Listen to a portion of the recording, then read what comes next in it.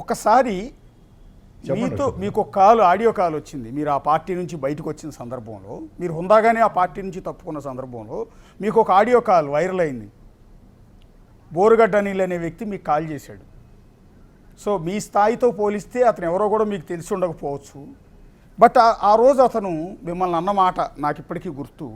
వీలైతే మా వాళ్ళు ఆడియో కూడా ప్లే చేస్తారు. నువ్వు జగనన్న గురించి ఇంకోసారి మాట్లాడితే నెల్లూరు నుంచి తాడుగట్టి ఈడ్చుకొస్తా అన్న మాట ఆ రోజు. అంటే కోటంరెడ్డి లాంటి ఒక అగ్రెసివ్ లీడర్. మీరు బేసిక్గా మీ గురించి మీ కాన్స్టిట్యున్సీ ప్రజలందరికీ కూడా తెలుసు.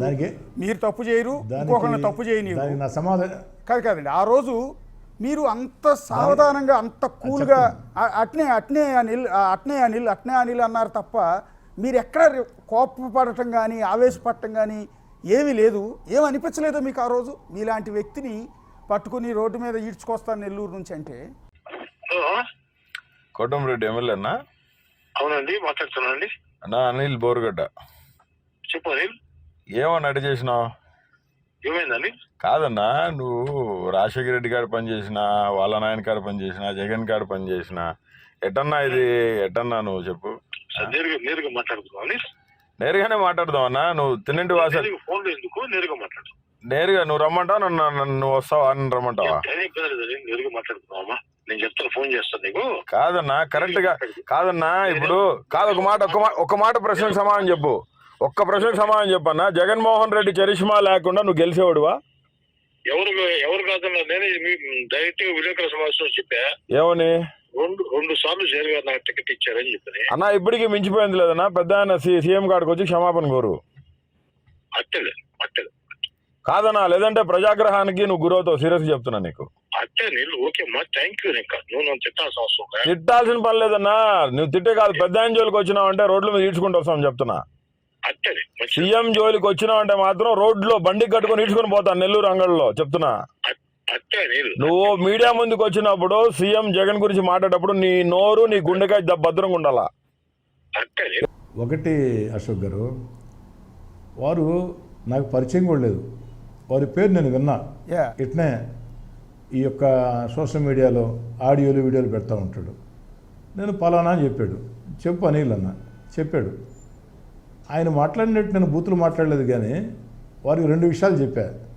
అట్నే తీసుకో ఇళ్ళు కట్టేసి, తీసుకో ఇళ్ళు చూద్దాం రా, తీసుకో ఇళ్ళు అనే మాట్లాడా. రెండోది, ఇంకొకసారి మాట్లాడు తీసుకోబోతా అన్నాడు. యాక్చువల్గా మాట్లాడదలుచుకోవాలా, నువ్వు అడిగావు కాబట్టి రేపు ఉదయం మాట్లాడతా అని కూడా చెప్పా. ఉదయమే మాట్లాడా, అది కూడా మీరు చూశారు. తర్వాత అశోక్ గారు, అతనికి దేవుడి స్క్రిప్టు కర్మ రిటర్న్స్ ఇప్పుడు వచ్చింది, కానీ నా వైపు నుంచి ఏం జరగాలో నాతో ఆడియోలో మాట్లాడి 3వ రోజు జరిగింది. మర్చిపోయారా? 3వ రోజు ఏం జరిగింది తెలియదా? మంగళగిరిలో పార్టీ ఆఫీస్ తగలబెట్టా, ఇంటి దగ్గర తగలబెట్టారా? అంటే నేను తగలబెట్టలేదు, మా వాళ్ళు తగలబెట్టలేదు. బోరుగడ్డ అనిల్ మీడియా ముందుకు వచ్చి కోటంరెడ్డి సీతారెడ్డి అనుచరులు నెల్లూరు నుంచి వచ్చి నా ఆఫీస్ తగలబెట్టారని చెప్పాడు. ఆ రోజుకు వైఎస్ఆర్ కాంగ్రెస్ పార్టీ అధికారంలో ఉంది. జగన్ గారికి ఆయన సన్నిహితుడు. నేను జగన్ గారికి దూరంగా జరిగా, జగన్ గారిని లక్ష్యంగా ఈదుల్లోకి వచ్చా. ఆ రోజే మీరు చెప్పే వ్యక్తికి కోటంరెడ్డి సీతారెడ్డి అంటే ఏందో 3 రోజుల్లో చూపించా. నేను చూపించింది దేవుడి స్క్రిప్ట్. దేవుడి స్క్రిప్ట్. మీరు ఆడియోలో అసలు మీరు ఎంత అగ్రెసివ్ పర్సన్ అనేది మాకు తెలుసు. ఎందుకంటే మీరు ఎవరిని మాట అనరు అంటే ఊరుకోరు. అలాంటి మీరు ఆ వ్యక్తి మిమ్మల్ని బెదిరిస్తూ ఉంటే అట్నే అనిల్ అట్నే తీసుకెళ్ళు కానీ అన్నమాట నాకు ఇప్పటికీ మారుమవుతుంది. ఆ మాట ఏంటి అసలు మీ నోటేపటి నుంచి ఆ మాట? ఇప్పుడు నేనున్నాను సార్, నాకు ఒక వ్యక్తి కాల్ చేశాడు, నన్ను బెదిరించాడు. నేను జర్నలిస్ట్నా ఇదాన్ని పక్కన పెట్టు, ముందు తిడతాను నరుకుతాను కొడక అంట. అలాంటిది మీరు ఎలా దాన్ని ఎట్లా రిసీవ్ చేసుకోగలిగారు అని? ఒక్కటే అశోక్ గారు, వారు రికార్డ్ చేస్తున్నారని తెలుసు, ఎందుకంటే గతంలో చాలామంది చేస్తున్నాడు కాబట్టి. ఓకే, ఈయనే ప్రజలు ఒరే ఈడెవడో రిఫరాఫరు, ఈడు బూతులు మాట్లాడాడు, సంస్కారవంతులుగా ఉండి ఎమ్మెల్యే ఎందుకు మాట్లాడాడు అని ప్రజలు నన్ను తప్పుపట్టకూడదని సమాధానం ఘాటుగా చెప్పా, అయితే బూతులు మాట్లాడలా, యా గౌరవప్రదంగా సమాధానం చెప్పా. 3 రోజుల తర్వాత దేవుడి స్క్రిప్ట్ గుంటూరులో ఏం జరిగిందో మీరు చూశారు. దానికంటే ముందు ఇంకొక విచిత్రం అశోక్ గారు, యా ఆ రోజు నాకు మధ్యాహ్నం ఫోన్ చేసింది అతను. నాకు ఫోన్ చేసి పెట్టిన గంట నుంచే అతనికి సజ్జల రామకృష్ణారెడ్డి గారికి చాలా కాల్స్ పోయినాయి. ఓకే సజ్జల గారికి అయితే వీడియో కాల్స్ కూడా పోయినాయి. ఓకే తర్వాత ఏంటంటే అమరీష్ అని నా శిష్యుడు, ఓకే నెల్లూరు సిటీ కాన్స్టిట్యున్సీలో ఉంటాడు, కబాడిపాడెంలో. ఓకే నన్ను మీరు చెప్పిన వ్యక్తి ఆ యొక్క కబాడిపాడెంలో ఆర్సీఎం చర్చికి ఆ యొక్క ఎంట్రన్స్లో ఆ గేట్ కట్టేస్తానన్నాడు.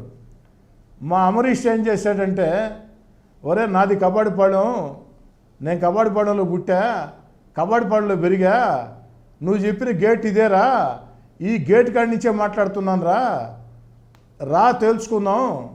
ఆయన మాట్లాడిందని 10 ఎక్కువ మాట్లాడాడు. కానీ దాన్ని కూడా నేను సమర్థించాల. అమరీష్ పిలిచి చెప్పా, వద్దు అమరీష్, ఈ కరెక్ట్ కాదు, ఆయన ఎవరో మాట్లాడాడని చెప్పని మనం ఎందుకు తిరిగి మాట్లాడటం అవసరం లేదు. ఖచ్చితంగా దేవుడి స్క్రిప్ట్ ఒకటి ఉంటుంది, కర్మ రిటర్న్స్ ఉంటుంది, అన్నీ పర్ఫెక్ట్గా జరిగిపోతాయి, మీరేం టెన్షన్ పడొద్దని చెప్పి. థ్యాంక్ యూ కోటమిరెడ్డి శ్రీధర్ రెడ్డి గారు. చాలా బిజీగా ఉన్నారు Thank you, మీరు. sir. కాన్స్టిట్యున్సీలో 339 Thank you. డెవలప్మెంట్ యాక్టివిటీస్ని 6 నెలల్లో కంప్లీట్ చేయటం అనేది అషమాషి వ్యవహారం కాదు. ఇందాక నేను స్టార్టింగ్ ఓ మాట అన్నాను, చంద్రబాబు గారు లోకేష్ గారి కాన్స్టిట్యున్సీలో కూడా ఇన్ని డెవలప్మెంట్ యాక్టివిటీస్ జరగలేదు. ఇప్పుడు డెవలప్మెంట్ ఉన్నప్పుడు అభివృద్ధి అని చెప్పాలి, పాజిటివ్ న్యూస్ కూడా ఇవ్వాలి. ఎంతసేపు మీడియా అంటే నెగిటివ్ న్యూస్ ఇవ్వాలనేది మా ఉద్దేశం కాదు. రెండోది ఏంటంటే, ఇవాళ రేపు ఎమ్మెల్యేగా గెలవటం, హైదరాబాద్ వచ్చి ఇక్కడ ఉంటారు అందరూ చాలామంది, కానీ కాన్స్టిట్యున్సీలోనే ఉండి ప్రజలకు అందుబాటులో ఉండి ఒకళ్ళకిద్దరు ఉండి సేవ చేయటం, అది కూడా ఈవెన్ ప్రతి గల్లీలో ఉన్న డ్రైనేజీ దగ్గర నుంచి మొదలుపెట్టి, ట్యాపుల దగ్గర నుంచి మొదలుపెట్టి, ఇంటింటికి వెళ్ళి అడిగి మీకు ఏ సమస్య ఉందని సాల్వ్ చేయటం అనేది నిజంగా గ్రేట్. బిగ్ టీవీ స్టూడియో వేదికగా కోటమిరెడ్డి శ్రీధర్ రెడ్డి గారికి మేము హ్యాట్స్ ఆఫ్ చెప్తూ ఉన్నాం. మీరు ఒక భావి రాజకీయ నాయకులకు, ఎమ్మెల్యేలకు మీరు ఒక ఆదర్శంగా నిలవాలి. అంతే క్రమంలో మీ అనుచరులు, మీ మద్దతుదారులు, మీ అభిమానులు, మీ కార్యకర్తలు కోరుకున్నట్టు మీరు త్వరలో ఆంధ్రప్రదేశ్ క్యాబినెట్లో మంత్రిగా కూడా అవ్వాలి. ఖచ్చితంగా సచివాలయంలో మంత్రి పేషీలో మీరు కూర్చుని బయట బోర్డు కోటమిరెడ్డి శ్రీధర్ రెడ్డి పలానా శాఖ మార్చులు అనే బోర్డు కూడా చూడాలని మేమైతే ఆశిస్తూ ఉన్నాం. యా థ్యాంక్ యూ అండి, థ్యాంక్ యూ. మీ అభిమానానికి ధన్యవాదాలు. మీ నమ్మకాన్ని కాపాడుకునే ప్రయత్నం చేస్తాను అశోక్ గారు. యా